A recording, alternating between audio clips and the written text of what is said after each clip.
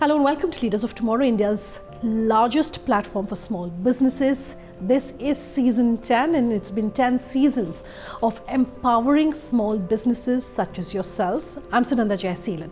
On the show tonight, a very special conversation coming to us, live joining us on the show. The person who's leading all the changes as far as the creator economy is concerned and really creating this entire ecosystem for micro entrepreneurs and for creators to have that entrepreneurial venture really at their end. I'm in conversation with Ajay Vidyasagar, Regional Director, Asia Pacific at YouTube.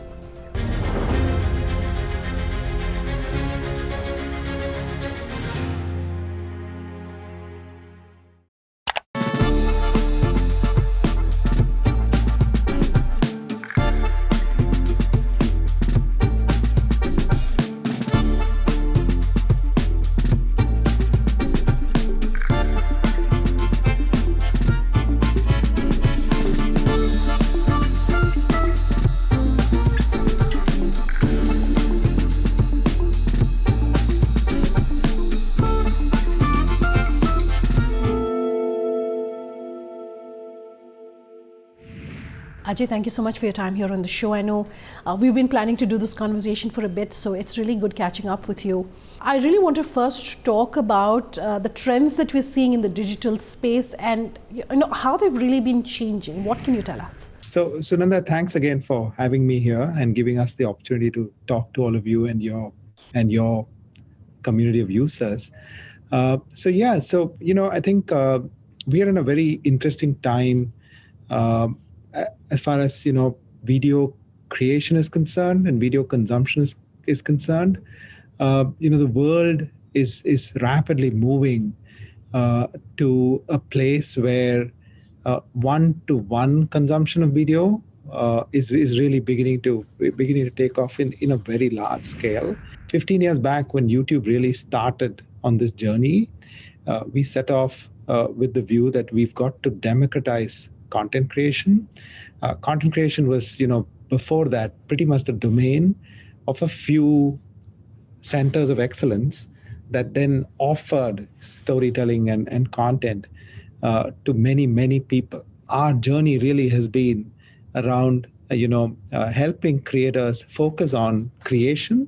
And then the second big sort of movement that we helped create was to then help creators mine all of this usage that they create on a platform like YouTube with what we brought in to the mix is really what we call the YouTube Partner Program, YPP program, which allows creators to, convert their usage and engagement into a robust and stable revenue program. This is at the heart and is at the underpinning of really how YouTube has gone on to become what it's become, and how the creator economy, the casual creator who came in search of saying one story, going on to become a new media entrepreneur.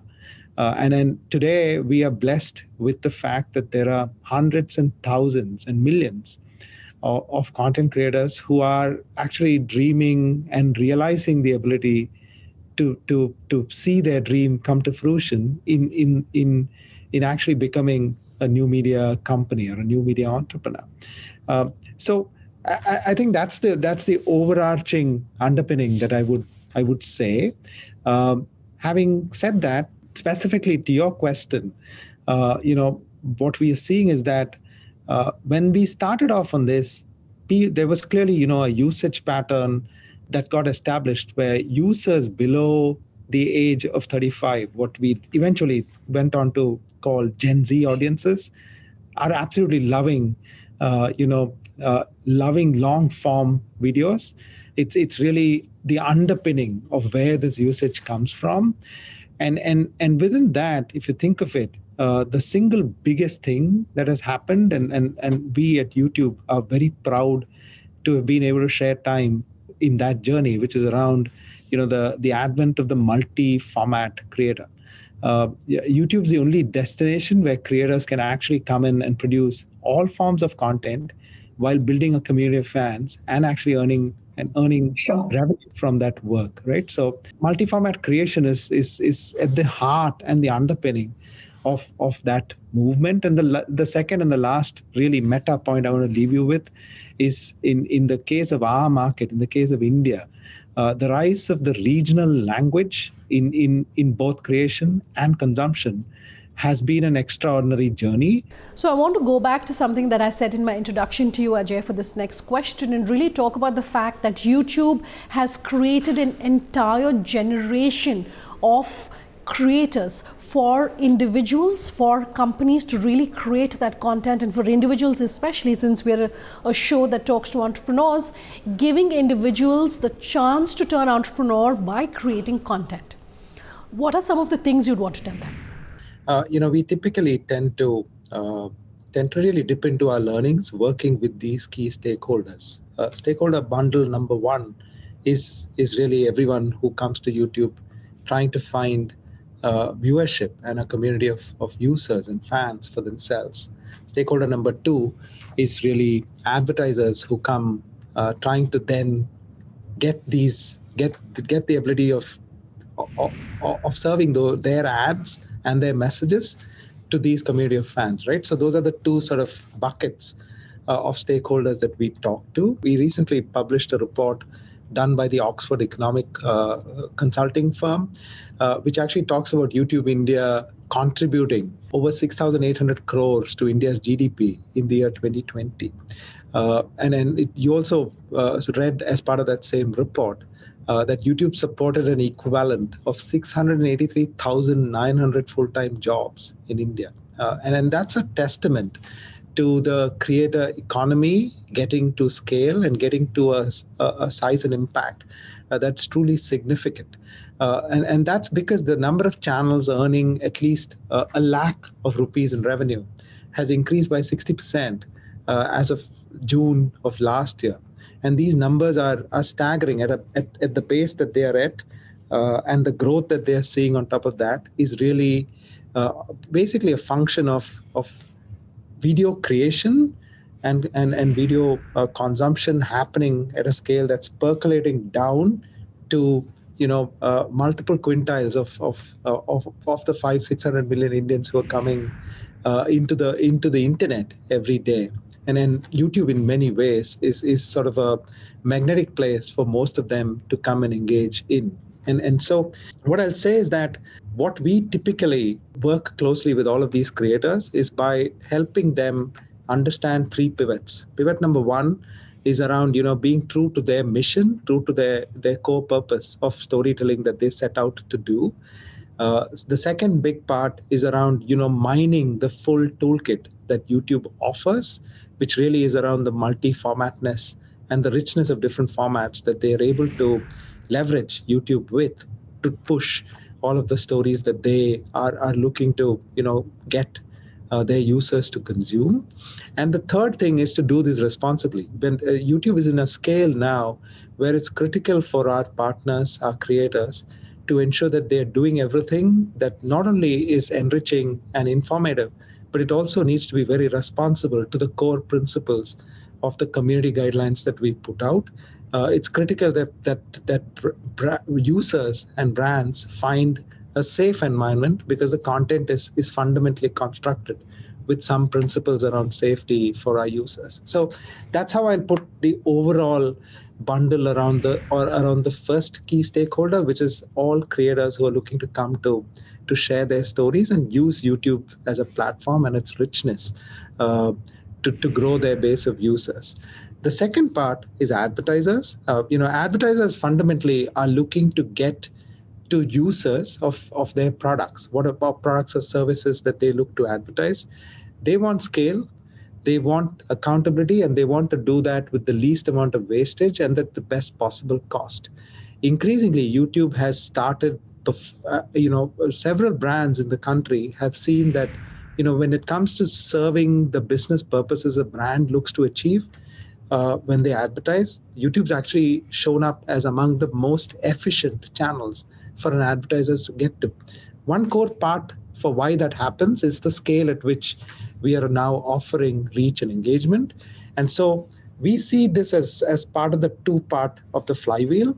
get a strong base of creators serving a very large number of users, and that naturally it then becomes a win-win for viewer, creator, and advertiser. Ajay, I have to slip into a short commercial break on that note, but we'll be back in just a moment.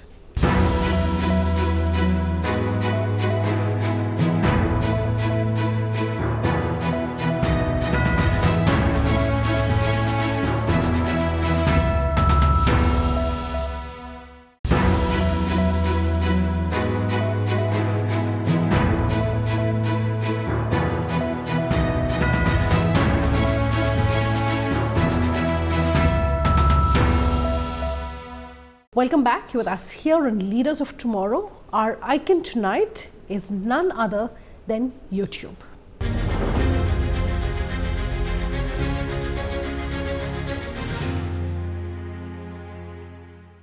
We are talking to you at a time, of course, when YouTube Shorts has just completed 2 years in India. So congratulations on that. I understand you're also going to be allowing monetization on the platform. Thanks for that. It is indeed a proud moment for us. We just crossing the 2-year landmark for YouTube Shorts in India. India was the first market where we launched YouTube Shorts anywhere in the world. Our users come to consume different formats of content, and we needed to have a reasonable level of predictability on how that usage actually evolves in scale. We just announced the fact that our YPP program will now start rewarding short form creators also. And so while we have the program already enabled and running very successfully for long form and mid form creators, which I'm sure you're familiar with, that over the last 3 years, our YPP program has rewarded creators globally $50 billion for long form and mid form creation on the platform. It is really our way of ensuring that all forms of creation get the ability to be rewarded in a predictable, robust, and transparent manner. And there's nothing then that differentiates any format of creator that operates on youtube.com. You alluded very briefly to the tier 2 and tier 3 markets in your first answer. Let me just go back to that and really ask you to talk to us on that and how these markets are important for you and how they're evolving and changing as well. If you think about it, YouTube for the first 4-5 years was really a very metro phenomena. It was really directly indexed to access, right? So when the internet really burst open in the country, it was really a big metro phenomena. The city you live in Bangalore, or a Mumbai or a Delhi and a Chennai were really where internet access was hubbed at that point of time. It's only over the last 5 to 7 years that the World Wide Web has really percolated down into tier 2, tier 3, tier 4, tier 5 towns. And in many ways, content creation, the kind of storytelling, and therefore the consumption has been an extraordinary waterfall. It's almost like a mirror of the evolution of access and penetration. So if we think about it, our journey in this country started with fair degree of English language content and music, which was both English and Indian, that got the sort of the metro audiences into places like YouTube.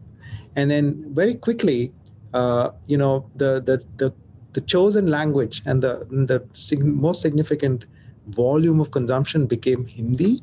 And I would say that was more sort of about 5 years back, 5 to 7 years back.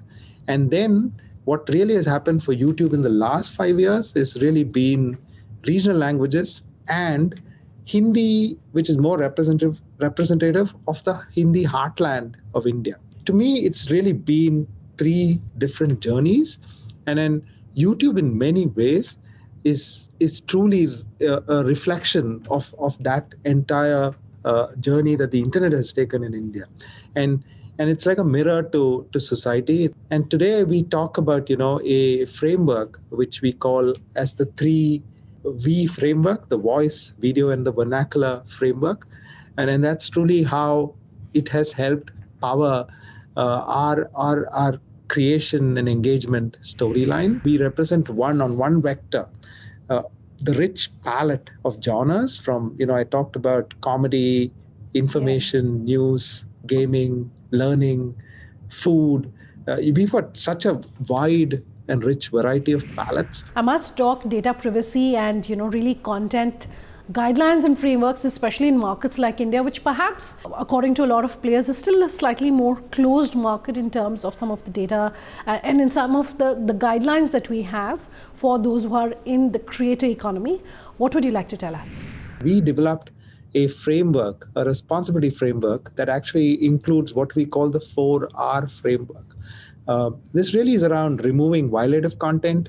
It's around raising authoritative voices and reducing borderline content. There's a lot of content that sometimes tends to be on the fringes, and it's critical that as a system, we have a process and a method to reduce borderline content. So when we remove violative content, raise authoritative voices, and reduce borderline content, what actually happens organically is that we give ourselves and we give our best, most trusted creators the ability to be rewarded for being trusted, right? So that's actually the 4R framework. So, Ajay, then what next for you? We are excited about a whole host of things. India is really a very exciting market for us. We are seeing so many exciting new things happen from a creation standpoint, from a usage standpoint, and from an advertising standpoint. And that's actually why, we always say internally, Indians love YouTube and YouTube loves India in every which way. Um, for us, some of the big things are, one, to ensure that our short form product continues to innovate and drive more opportunity for both creators and viewers. The second big thing for us is, starting the beginning of the next year, we want to ensure that we land this whole YPP enablement for short form creators in a meaningful manner, that it's well understood by our creators and our advertisers eventually, because that's actually what then triggers that flywheel. And the third thing for us is, I think short form, mid form, and long form as a combination is a unique sort of a mix that YouTube's in a great place to help deliver to creators. No creator is ever born saying, I want to be a short form creator or I want to be a mid form creator. Creators want to be storytellers. Ajay, as I'm closing today's interview, I'm going to put you on the spot and ask you to perhaps, tell us what the top subscriptions are if we were to look at your phone right now. YouTube Yes. Premium Music is one of my top subscriptions. We have a beautiful feature that every month tells me how much time I spent on our app, and so within that, I have a palette of very, very interesting stuff. I consume a fair amount of music. I consume a channel called Crash Course, which is done by two of our learning creators in the US. I'm a big fan of the TED portfolio of content. I also have a very large collection of history and fact-based content. From our end of the world, I'm a Malayali. I think, breathe, and dream in Malayalam.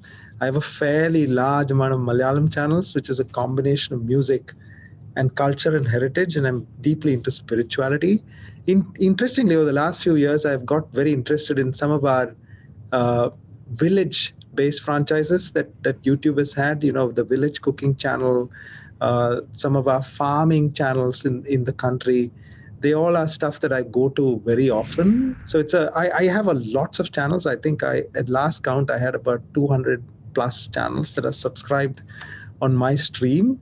I am a pretty deep YouTube consumer. And so that's my broad answer to your question. Ajay, if you had your own YouTube channel, I'm curious to understand what sort of content you would create, if you were a full-time creator, just putting out content, what would that channel look like? What would the content look like?